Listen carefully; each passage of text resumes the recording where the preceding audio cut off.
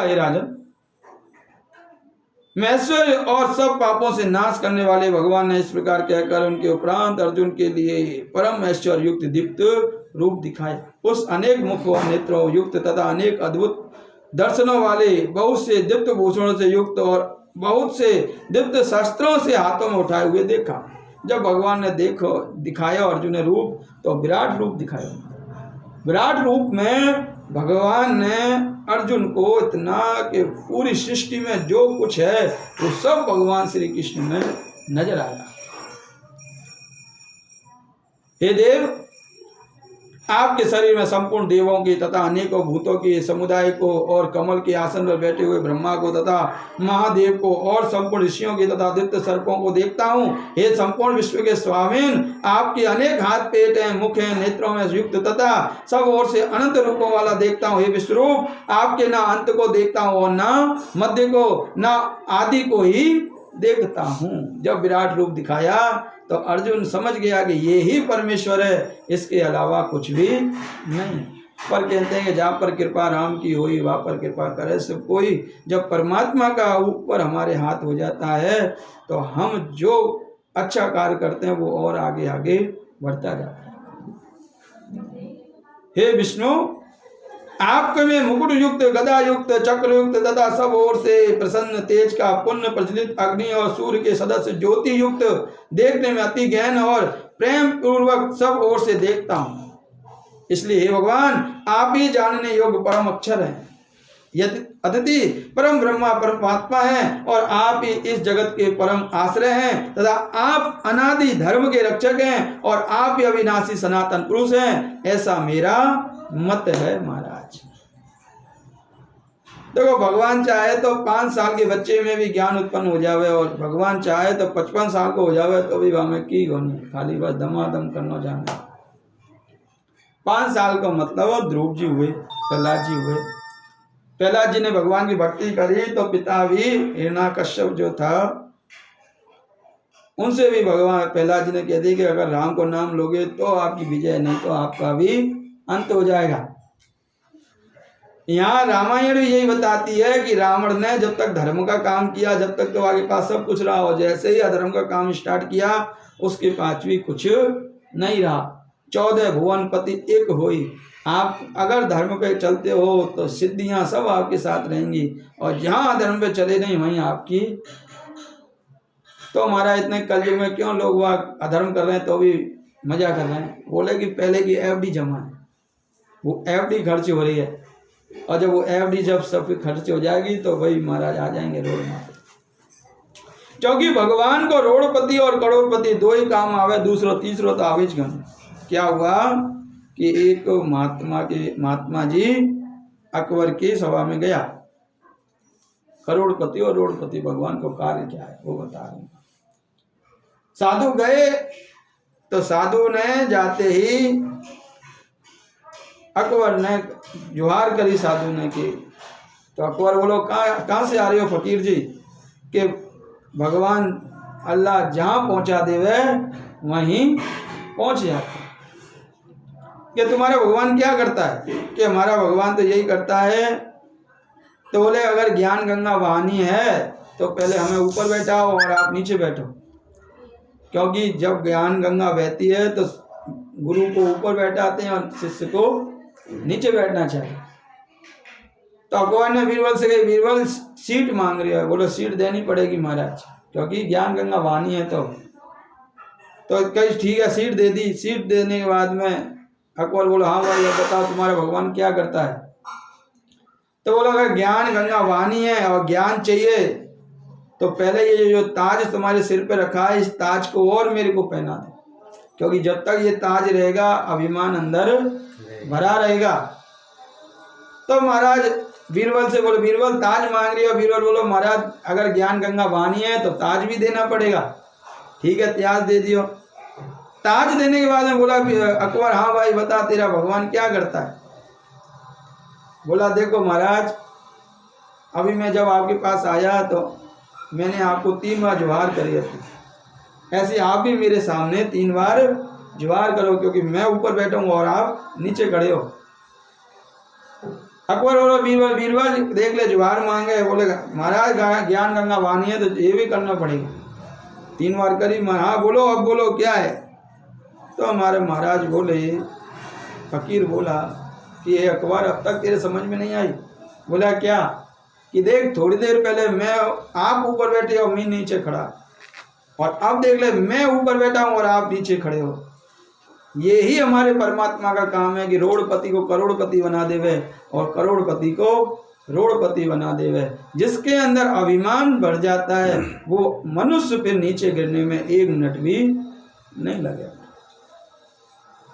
तो यहाँ भगवान श्री कृष्ण कह रहे हैं कि हे अर्जुन, ये जो दुर्योधन और जितने भी कौरव हैं, इन कौरवों का अंत समय आ गया। हे भगवान, आपके विकराल डाणों वाले और प्रलय काल रूप की अग्नि के समान प्रज्वलित मुख को देखकर दिशाओं नहीं जानता हूं। जब भगवान को विराट रूप अर्जुन ने देखा तो भगवान के मुंह से अग्नि की लपटें निकलती, और उन अग्नि की लपटों में अर्जुन कह रहा है, प्रभु मैं ये संसार भी नहीं देख पा रहा हूं।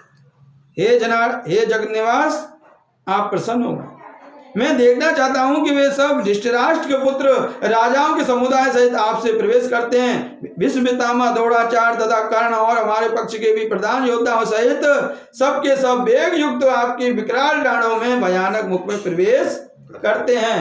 अरे ये तो मरेंगे बाद में, पहले से ही ये तुम्हारे मुख में देख रहा हूं। जैसे नदियों के बहुत से जल के प्रवाह समुद्र में दौड़ते हैं, अत्यधिक समुद्र प्रवेश करते हैं, वैसे वे सूरवीर मनुष्य के समुदाय आपके प्रज्वलित मुख में प्रवेश करते हैं। अथवा जैसे पतंग हो के बस में होकर नष्ट होने के लिए प्रज्वलित अग्नि में अति वेग से युक्त प्रवेश करते हैं, वैसे ये सब लोग ही अपने नाश के लिए आपके मुख में अति वेग से युक्त हुए प्रवेश कर रहे हैं। और आप ना संपूर्ण लोगों को प्रज्वलित मुखों द्वारा ग्रसन करते हुए सब ओर से चाट रहे हैं कि ये मनुष्य बिगर में, अभी तो ये यहाँ खड़े हैं पुतले, पर ये पुतले बिगर मरे या आ रहा है आपके मुख में जा रहा है। इस प्रकार अर्जुन के पूछने पर श्री कृष्ण भगवान बोले, हे अर्जुन, मैं लोगों को नाश करने वाला बड़ा भयानक महाकाल हूँ। इस समय इन लोगों को नष्ट करने के लिए प्रवृत्त हुआ हूँ। इसलिए जो प्रतिपक्षियों की सेना में स्थित हुए योद्धा लोग हैं वे सब तेरे बिना भी नहीं रहेंगे। युद्ध ना करने से भी इस सब का नाश हो जाएगा। इससे तू खड़ा हो और यश को प्राप्त कर, शत्रुओं को जीत कर धन धान्य से संपन्न राज्य को भोग, और सब सूरवीर पहले से ही मेरे द्वारा मारे गए हैं। महाराज देखो, यहाँ भगवान बहुत सोच विचार के सीट दिया करे। अगर आप लायक हो तो आपको कहीं आगे खड़ा करता है, पर कलयुगी मनुष्य कैसा है कि थोड़ी वह सम्मान मिल जावे, पहनने को माला मिल जावे और थोड़ा धन धान्य से संपूर्ण हो जावे तो वो अपने से ज़्यादा किसी और को नहीं जानता है। वो सोचता है अब तो ये हमारे पास ही रही, अब कटे को नहीं जाए। पर कहते हैं समय को भरोसों को नहीं, कब पलटी मार जा। शास्त्र कहता है द्रोणाचार्य, भीष्म पितामह तथा जयवर्ध और कर्ण तथा और भी बहुत से मेरे द्वारा पहले ही मारे गए हैं। भगवान श्री कृष्ण कह रहे अर्जुन से, अर्जुन तू क्या मारेगा, ये तो पहले ही मारे, तू तो गाली निर्मात्र मात्र हो जा बस। इसके उपरांत संजय बोला, हे राजन, केशव भगवान के इस वचनों को सुनकर मुकुटधारी अर्जुन हाथ जोड़े हुए कांपता हुआ नमस्कार करके फिर भी भयभीत हुआ प्रणाम करके भगवान श्री कृष्ण के प्रति गदगद वाणी से बोला कि हे अंतर्यामी, ये योग्य है कि जो आपके नाम प्रभाव के कीर्तन से जगत अति हर्षित होता है और अनुराग को प्राप्त होता है तथा भयभीत हुए राक्षस लोग दिशाओं में भागते हैं। सब सिद्ध गणों के समुदाय नमस्कार करते हैं। हे महात्मन, ब्रह्मा के भी आदि करता सबके बड़े आपके लिए मैं बारंबार नमस्कार करता हूँ। महाराज कि संसार में जितनी भी सृष्टि है, ब्रह्मा विष्णु महेश इंद्र देवता जितने भी हैं, वो सब आपसे ही निकले हुए हैं। हे जगत निवास, जो सत्य असत्य और उनमें परे अक्षर अद्वितीय सच्चिदानंद ब्रह्म है, वे आप ही तो हैं। हे प्रभु, आप आदि देव और सनातन पुरुष हैं। आप इस जगत के परम आश्रय और जानने वाले तथा जानने योग्य परम धाम है। हे अनंत रूप, आपके ये सब जगत व्यक्त आर्थित परिपूर्ण है। हे हरे, आप वायु यमराज अग्नि वरुण चंद्रमा तथा प्रजा के स्वामी ब्रह्मा के भी पिता हैं। आपके लिए हजारों बार नमस्कार होवे। अनंत सामर्थ्य वाले आपके लिए आगे से और पीछे से नमस्कार होवे। हे विश्वेश्वर, आप इस चराचर जगत के पिता और गुरु से भी बड़े गुरु, अति पूजनीय, अतिशय प्रभाव वाले, तीनों लोकों में आपके समान भी दूसरा कोई नहीं है, फिर आप अधिक कैसे हुए? इसमें प्रभु की शरण अच्छी प्रकार चरणों में रख के और प्रणाम करके स्तुति करने योग्य आप ईश्वर को प्रणाम होने के लिए प्रार्थना करता हूँ। हे देव, हे पिता, जैसे पुत्र के और सखा जैसे सखा के और पति जैसे प्रिय स्त्री के, वैसे ही आप मेरे अपराधों को सहन करने के लिए योग्य हैं। महाराज क्या कही भगवान से अर्जुन ने कि हे प्रभु, जैसे पिता कोई पुत्र के अपराध क्षमा कर दे, माता भी अपने पुत्र के अपराध क्षमा कर दे, स्त्री अपने पति के क्षमा कर दे, ऐसे ही आप मेरे वाणी से या कर्म से कोई कर्म हो गया हो तो आप मेरे उन दोषों को क्षमा करें।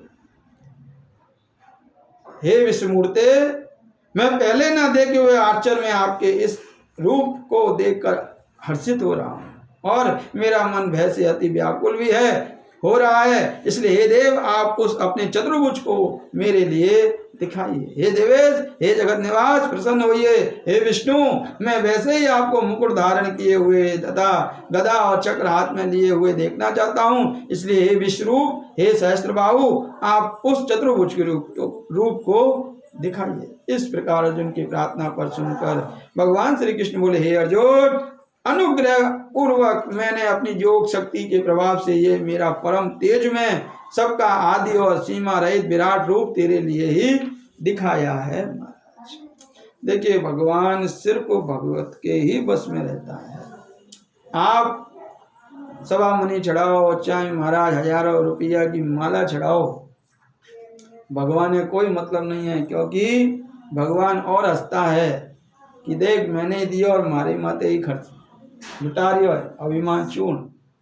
पर भगवान कहता है पत्रम पुष्पम फलम तोयम, कि एक पत्र लिया, पुष्प लिया, तुलसा जी लिया, पर आओ हमारे भाव से, क्योंकि भाव का भूखा हूँ, भाव एक सार है और भाव से मेरे को बजो तो उसका बेड़ा पार है। महाराज तो यहाँ कह रहे हैं अर्जुन से कि हे अर्जुन, मनुष्य लोग में इस प्रकार विराट रूप में ना वेद में, ना यज्ञ से, ना अध्ययन से, ना दान से, ना क्रिया से, ना उग्र तपों से सिवा दूसरे देखा जाना सा क्यों? इस प्रकार मेरे इस विकराल रूप को देखकर तेरे को व्याकुलता ना होए, मूढ़ भाव भी ना होए और भय रहित प्रीति युक्त मन वाला तो ही मेरे एक शंख चक्र गदा पद्म सहित चतुर्भुज को फिर देख।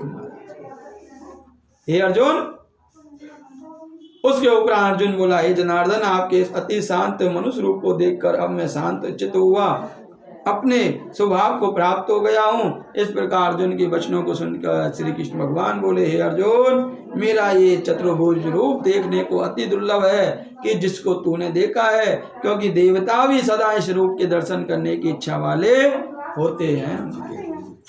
हे अर्जुन, ना वेदों से, ना तप से, ना दान से और ना यज्ञ से इस प्रकार चतुर्भुज रूप वाला मैं देखा जाना क्यों सा क्यों कि जैसे मेरे को तूने देखा है। परंतु हे श्रेष्ठ तप वाले अर्जुन, अनन्य भक्ति करके तो इस प्रकार चतुर्भुज रूप वाला मैं प्रत्यक्ष देखने के लिए और तत्व से जानने के लिए तथा प्रवेश करने के लिए अतिथि एक भाव से प्राप्त होने के लिए मैं साक्ष्य हूँ। हे अर्जुन, जो पुरुष केवल मेरे ही लिए सब कुछ मेरा समझता हुआ यज्ञ दान तप आदि संपूर्ण कर्तव्य कर्म को करने वाला है और मेरे प्राण है अतिथि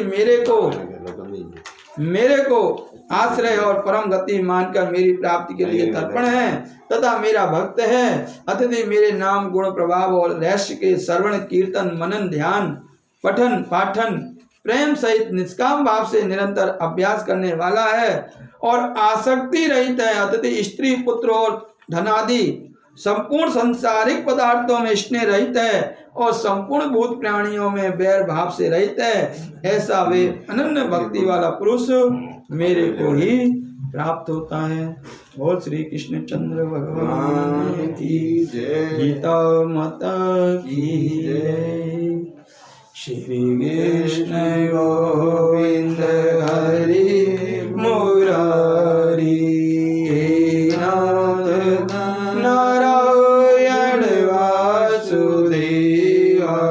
श्री कृष्ण गोविंद हरे मुरारी। हे नाथ नारायण वासुदेवा। हे नाथ नारायण वासुदेवा।